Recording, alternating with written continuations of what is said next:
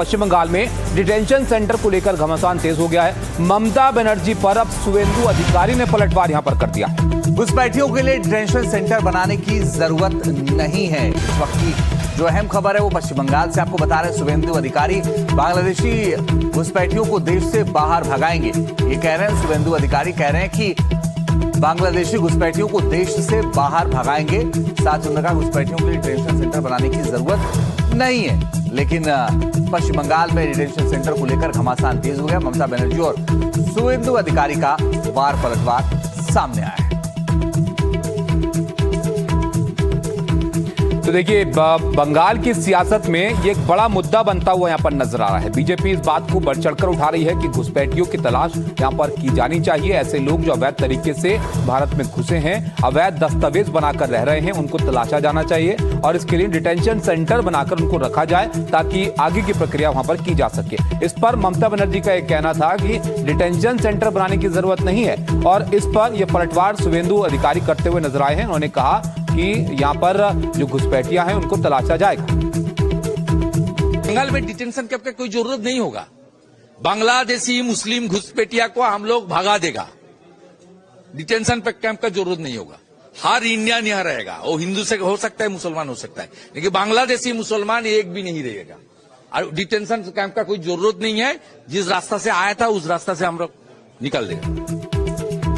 तो देखा आपने, वो कह रहे हैं कि डिटेंशन सेंटर की जरूरत ही नहीं पड़ेगी। जितने बार अमित शाह जी के मुंह ये घुसपैठिया ये शब्द जितने बार अमित शाह जी के मुंह से निकलेगा उतने बार आपको ये समझना होगा जो अमित शाह जी सेम साइड गोल कर रहे हैं। क्योंकि ये घुसपैठिया होता है क्या, ये तो border, international border, Bangladesh border का मैटर है। तो बॉर्डर तो स्टेट पुलिस का अंडर में नहीं है, ये बॉर्डर तो अमित शाह जी का बीएसएफ का अंडर में है, सेंट्रल एजेंसी का अंडर में है।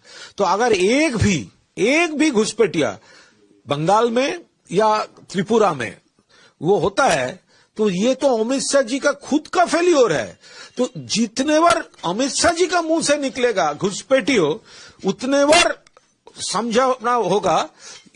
समझना होगा कि ये उनका सेम साइड गोल हो रहा है। तो देखा आपने, टीएमसी यहां पर कह रही है कि घुसपैठिया जो है वो अगर है तो उसकी जिम्मेदारी किसकी है, और दूसरी तरफ शुवेंदु अधिकारी ये कह रहे हैं कि डिटेंशन सेंटर की जरूरत ही नहीं है, जैसे आए थे वैसे इनको यहां पर हम वापस भेज देंगे। ऋतिक मंडल हमारे सहयोगी ज्यादा जानकारी के लिए जुड़ गए। ऋतिक, घुसपैठियों को लेकर के वार पलटवार भी हो रहा है, लेकिन शुवेंदु अधिकारी ये कह रहे हैं कि अब डिटेंशन सेंटर की जरूरत नहीं बल्कि वापस भेज देंगे। देखिए, इसमें कोई दोहराई नहीं है कि जैसे चुनाव नजदीक आ रहा है, हम समझ रहे हैं कि एसआईआर और ये जो घुसपैठी के मुद्दा है, ये चाहे वो तृणमूल या फिर बीजेपी, दोनों पॉलिटिकल पार्टी का एक अहम चुनावी मुद्दा बनने जा रहा है। शायद इसीलिए पिछले कुछ दिनों से हमने देखा है कि लगातार ममता बनर्जी जब एसआईआर के खिलाफ हल्ला बोल है और ज्यादातर बॉर्डरिंग डिस्ट्रिक्ट, चाहे वो नदिया, मालदा, मुर्शिदाबाद के वो सफर कर रहे हैं, उस दौरान भी इसका जिक्र उन्होंने किया है। और शुवेंदु अधिकारी बीजेपी लगातार कह रही है कि जिसका छवि हमने देखा है जो स्वरूप नगर के नॉर्थ 24 परगना के बॉर्डर भी है, वहां पर कुछ लोग जो है वो बांग्लादेश के तरफ जो गैर कानूनी तरीके से यहाँ पर आया था और यहाँ पर पिछले कई सालों से बस रहे थे, वो वापस जाने की कोशिश कर रहे हैं। बीजेपी का कहना है कि एसआईआर के चलते काफी सारे जो इस तरीके से जो इलीगल इमिग्रेंट्स है, जो तृणमूल कांग्रेस का वोट बैंक है। बिल्कुल ऋतिक, आप नजर बना के रखिएगा। एक बड़ी खबर आ रही है, वो दर्शकों को बताना जरूरी है। गोवा अग्निकांड पर इस वक्त की बहुत बड़ी खबर आ रही है। लूथरा ब्रदर्स को भारत लाने की तैयारी। थोड़ी देर पहले फुकेट से बैंकॉक ले जाया गया है और बैंकॉक कोर्ट में सौरभ और गौरव लूथरा की पेशी होगी।